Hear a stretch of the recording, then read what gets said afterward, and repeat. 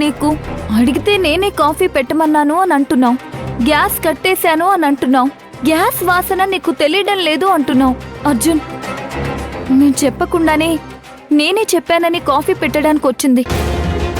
ఇదేదో మాయలా ఉంది. అవునయ్యా, ఇది మాయే. ఇందాకటి నుంచి అన్నీ చిత్ర విచిత్రంగా జరుగుతున్నాయి. గడియారం గట్టి గట్టిగా కొట్టుకుంటుంది. చెవులు చిల్లులు పడిపోయేంత భయం వేసింది.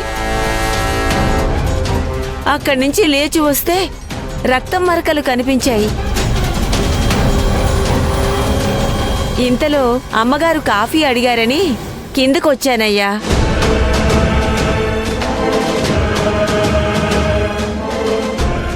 నువ్వు భయపడకు.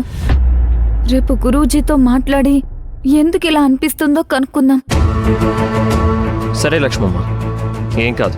ఇంటిని కూలగొట్టాలని చూసే దుష్టశక్తులున్నా నిలబెట్టాలని చూసే భైరవీదేవి శక్తి మనకి అండగా ఉంది.